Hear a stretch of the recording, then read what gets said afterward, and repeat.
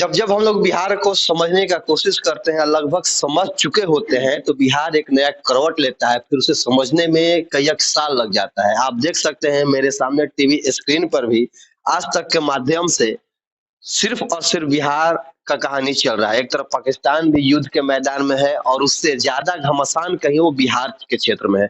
और मेरे साथ कुछ भाजपा के कदावर अपने रोहतास के नेता, जिसमें उपाध्यक्ष जी हैं विवेक सिंह जी, और सहायक जी जो कि यहाँ के स्थानीय सांसद छेदी पासवान जी के, और हमारे साथ मुखिया जी भी जुड़े हैं। और मैं देख रहा हूँ कि सबका निगाह सिर्फ और सिर्फ टीवी पे टिका है कि क्या नीतीश कुमार अग्नि परीक्षा में पास हो जाएंगे या नहीं। इस पे मैं सबसे पहले विवेक सिंह जी से जानने का कोशिश करूंगा कि यहाँ पे जो नजरें टिकाकर बैठे हैं टीवी पर, क्या उनको संदेह है या नहीं। आपका मतलब क्या, इस टीवी के साथ बैठने का क्या मतलब है, आपको संदेह लग रहा है क्या? नहीं, हम अपने जीत का इंतजार कर रहे हैं। इसमें कोई संदेह नहीं है कि हम बहुमत हासिल करेंगे। संदेह नहीं कि आप बहुमत हासिल करें, हाँ, निस्संदेह कर जाएंगे। निस्संदेह एकदम पूर्ण बहुमत 128 को 127 विधायक हमारे सदन में पहुंच चुके हैं। एक आध अभी पहुंचने वाले हैं, रास्ते में है। हम लोगों का पूर्ण बहुमत साबित होगा। आपकी जब सरकार नहीं थी, बीजेपी को मतलब सड़कों पे नीतीश कुमार ने डंडा से इस कदर पिटवाया था, मानो दुश्मनी निकाल रहे हैं। इस उसके बाद आप नीतीश कुमार के साथ जा रहे हैं, फिर से आपको क्या लग रहा है कि कैसे आप लोग नजर मिला पाए? देखिए, नीतीश कुमार जी का बात करें तो भाजपा और जदयू का एक स्वाभाविक अलायंस है।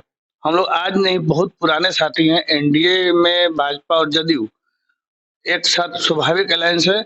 और कुछ दिनों के लिए नीतीश जी राजद के साथ चले गए थे, इसलिए राजद के साथ जाने की वजह से बिहार में जंगल राज की आहट थी। वही जंगल राज का ये आपको झलक आपको पटना में 13 जुलाई को देखने को मिला, जिसमें भाजपा कार्यकर्ताओं पर लाठीचार्ज हुआ।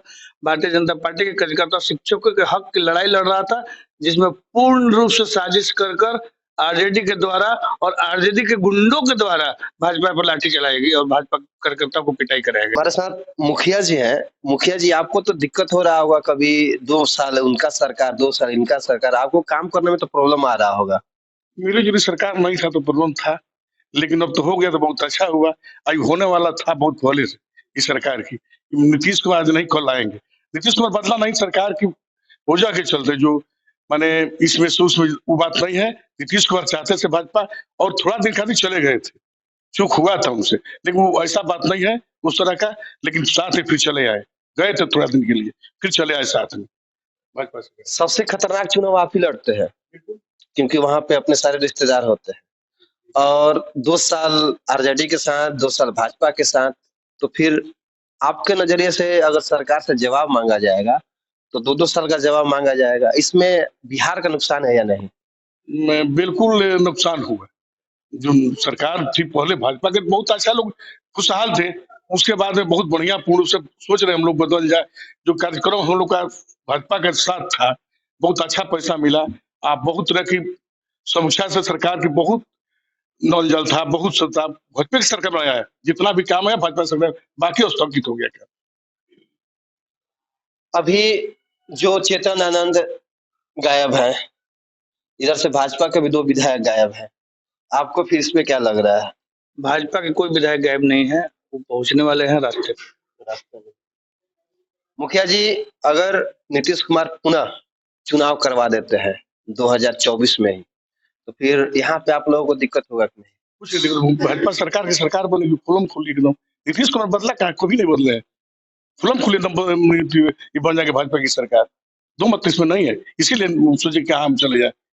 अच्छा, फिर मोहम्मद बनाकर 17 थे, पहले 0 था, 2 था, अब 17 हो गए, 16-17 हो गए नीतीश कुमार, उसी लिए आगे।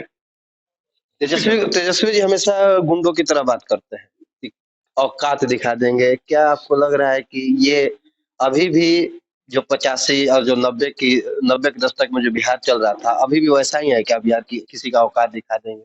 देखिए, तेजस्वी जी का वही संस्कार है, उन लोगों को पार्टी का वही विचारधारा है।